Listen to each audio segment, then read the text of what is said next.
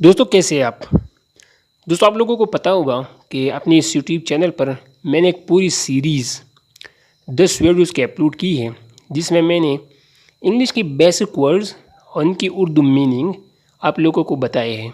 दोस्तों एक बार फिर मैं आप लोगों को बताता चलूँ कि ऐसे वर्ड्स हैं जिनका सीखना इंतहाई ज़रूरी है अगर आप लोग इंग्लिश बोलना चाहते हो तो इसके लिए ज़रूरी है कि आपके पास ज़्यादा से ज़्यादा वोकैबुलरी हो। और वोकैबुलरी सीखने का एक ही तरीक़ा है, वो है कि आप इन वर्ड्स को पढ़िए और उनकी जो मीनिंग है वो याद रखिए। याद रखने का जो सबसे आसान तरीक़ा है मेरे हिसाब से, या आप किसी से भी पूछिए एक्सपर्ट से, तो आप लोगों को बताएगा कि इन अल्फाज का इस्तेमाल करें, ज़्यादा से ज़्यादा इस्तेमाल करें इन अल्फाज का। यही सही तरीक़ा है या इफ़ेक्टिव तरीक़ा है इन अल्फाज को याद करने का। लेकिन ये जो आज की वीडियो है इसमें मैं आप लोगों को कुछ प्रैक्टिकल चीज़ें बताऊँगा। आज की इस वीडियो में मैं आप लोगों को बताऊंगा कि डेली लाइफ में यानी रोज़मर्रा ज़िंदगी में जो छोटे छोटे सेंटेंसेस हम बोलते हैं, वो चाहे उर्दू में हो या किसी भी और लैंग्वेज में हो, उसको आप इंग्लिश में ट्रांसलेट कैसे करेंगे। बहुत छोटे छोटे सेंटेंसेस होती हैं, जिस तरह से हम कहते हैं बाज़ार तक, मेज़ पर, स्कूल तक। ये छोटे छोटे सेंटेंसेस हैं, मगर जब आपसे कोई कहे कि इनको इंग्लिश में ट्रांसलेट करूँ, इस तरह से हज़ारों एग्जाम्पल्स हैं, ठीक है, और मैं आप लोगों को बता नहीं सकता, आप लोग खुद सोचिए अपने इर्द गिर्द। तो इनका ट्रांसलेट करना बहुत ही मुश्किल हो जाता है, फिर हमारे पास वो एग्जैक्ट वर्ड नहीं होता कि ये डिस्क्राइब कैसे करें इस चीज़ को। तो आज की इस वीडियो में मैं आप लोगों को 5 ऐसे वर्ड्स बताऊंगा जिनका प्रैक्टिस करके आप इनका इस्तेमाल करके बहुत ही एक हाई लेवल तक इंग्लिश बोलना सीख पाओगे। मैंने खुद इस पर प्रैक्टिस की है, मैंने खुद ये चीज़ एक्सपीरियंस की है, तो आपके लिए भी यूज़फुल होने वाली है। तो ये जो सबसे पहला वर्ड है ये है इन। ये एक प्रीपोजिशन है जो हमें पोजीशन बताता है। इसका अगर उर्दू मीनिंग देखा जाए तो ये है मैं, उर्दू या हिंदी मीनिंग मैं। अब रोज़मर्रा ज़िंदगी में हमसे कोई पूछता है कि कहाँ पर, तो हम उसको कहते हैं बाज़ार में, ठीक है, या स्कूल में। तो इसको इंग्लिश में कहेंगे इन द बाज़ार या in the market, in the school, school में। दोस्तों एक रिक्वेस्ट पे आप लोगों से ये भी करना चाहूँगा कि अगर आप बिगिनर हैं, शुरू से इंग्लिश बोलना चाहते हैं, तो छोटे छोटे सेंटेंसेस बोलें। आप लोगों ने कम्प्लेक्स सेंटेंस का इस्तेमाल नहीं करना, छोटे छोटे बोले, छोटे छोटे सेंटेंसेस बोले। फॉर एग्जांपल कहाँ तक, तो आपको उर्दू में बोलेगा या इंग्लिश में बोलेगा बाज़ार तक, ठीक है। इंग्लिश में टू वेयर, वो आपको बोलेगा टू द बाज़ार, ठीक है, बाज़ार तक। तो आपको मेरा रिक्वेस्ट है कि छोटे छोटे सेंटेंस बोले। तो मैं आप लोगों को सिखा रहा था इन का इस्तेमाल। तो दोस्तों इसका उर्दू मीनिंग है मैं, या हिंदी में भी मैं इस्तेमाल कर सकते हैं। अगर कोई आपसे पूछता है कि तुम कहाँ रहते हो, तो तुम जवाब में बताओगे इंग्लिश में in Asia, in Pakistan, in India, ठीक है। आई होप कि आप लोगों को ये समझ आ गया होगा। दूसरा जो वर्ड है वो है ऑन, जिसका उर्दू या हिंदी मीनिंग आमतौर पर या को, ठीक है, पर या को। फॉर एग्ज़ाम्पल कोई हमसे पूछता है कि किताब कहाँ है, तो हम उसको इंग्लिश में बताना चाहते हैं कि मेज़ पर, तो हम कहेंगे ऑन द टेबल। ये टेबल ऐसा वर्ड है जो हम अपने डेली लाइफ में बहुत ज़्यादा इस्तेमाल करते हैं, ये कोई मुश्किल चीज़ नहीं है। कुर्सी पर, तो इंग्लिश में कहेंगे on the chair, on the chair. छत पर, ऑन द रूफ, किताब पर, तो इसको इंग्लिश में कहेंगे on the book, on the book. इस तरह एक और वर्ड मैंने बताया को।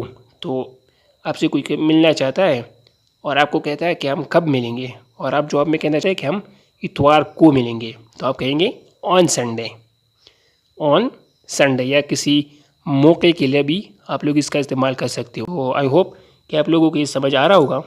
ये चीज़ ही जो है अपनी इनका प्रैक्टिस करना है, प्रैक्टिस ही आप लोगों की ये समझ में आएगी। तीसरा जो वर्ड है वो है टू। बहुत ही ईजी वर्ड है टू। एवरीडे लाइफ में हम इसका बहुत ही ज़्यादा इस्तेमाल करते हैं टू, जिसका अगर उर्दू मीनिंग या हिंदी मीनिंग देखा जाए तो के तरफ या तक के लिए हम इसका इस्तेमाल करते हैं। मिसाल के तौर पर कोई हमसे पूछता है कि किस तरफ, ठीक है, या कहाँ जा रहे हो, तो हम उर्दू में कहते हैं टू द बाज़ार, to the hospital, to the city. बाज़ार की तरफ, शहर की तरफ, हॉस्पिटल की तरफ, ठीक है, की तरफ के लिए भी हम इस्तेमाल करते हैं। इसका जो और इस्तेमाल है वो है तक के लिए। तक उर्दू में तक नहीं होता, यहाँ से यहाँ तक। मिसाल के तौर पर मंडे से या पीर से जुमे तक, तो इसका इस्तेमाल हम यहाँ पे करेंगे मंडे टू फ्राइडे। सर से आखिर तक, सर से आखिर तक। फॉर एग्ज़ाम्पल मैंने पूरी फिल्म देखी सर से आखिर तक, इसको इंग्लिश में कहेंगे I watch the movie from beginning to end, सर से आखिर तक। चौथा जो वर्ड है वो है बिटवीन, जिसका इस्तेमाल या उर्दू मीनिंग है के दरमियान। इसका इस्तेमाल भी हम लोग दो चीज़ों के दरमियान के लिए करते हैं। जब हम कोई चीज़ डिस्क्राइब करते हैं या किसी भी चीज़ के बारे में बात करते हैं और वो दो हो, तो इसके लिए हम इंग्लिश में बिटवीन का वर्ड इस्तेमाल करते हैं। मिसाल के तौर पर अस्पताल और घर के दरमियान, तो इसको इंग्लिश में कहेंगे between the hospital and the house. School और कॉलेज के दरमियान, between the school and the college. तो ये दो वर्ड्स हैं या दो चीज़ें हैं, दो एंटिटीज़ हैं, तो इसके दरमियान हम लोग बिटवीन का वर्ड इस्तेमाल करते हैं, बिटवीन। एक और चीज़ जो आप लोगों ने याद रखनी है वो है अमॉन्ग। इसका इस्तेमाल भी इस तरह की चीज़ों के लिए करते हैं, लेकिन एक पॉइंट जो आप लोगों ने याद रखनी है, जब चीज़ें या जिसके बारे में हम बात कर रहे हो वो दो से ज़्यादा हो, तब हम अमॉन्ग का इस्तेमाल करते हैं। अमॉन्ग द सिटीज़, शहरों के दरमियान। यहाँ पर जो मेंशन हो रही है शहर है, ये दो से ज़्यादा होंगे। अमॉन्ग द टेबल्स, ठीक है, यहाँ पर जो टेबल्स है ये दो से ज़्यादा होंगे। बिटवीन के लिए दो का लिमिट है, जबकि अमॉन्ग के लिए कोई लिमिट नहीं है। आई होप यहाँ तक आप लोगों को समझ आया होगा। तो आज की वीडियो बस यही तक है। आई होप कि आज की इस प्रैक्टिकल वीडियो से आपको काफ़ी कुछ हेल्प मिलेगा, अगर आप लोग खुद प्रैक्टिस करना चाहे तो, ठीक है। ये ऐसे वर्ड्स हैं जो बहुत ही ईजी हैं, आप लोग घर में या किसी के साथ भी इसका प्रैक्टिस कर सकते हैं, ठीक है। आप रास्ते पे जा रहे हो, आपसे कोई पूछता है कि कहाँ तक, आप इंग्लिश में जवाब दें टू द मार्केट। समझ रहे आप लोग? कोई आपसे कहे कि किताब कहाँ पर पड़ा हुआ है, तो आप अंग्रेज़ी में जवाब दें ऑन द टेबल या इन द टेबल, टेबल के अंदर।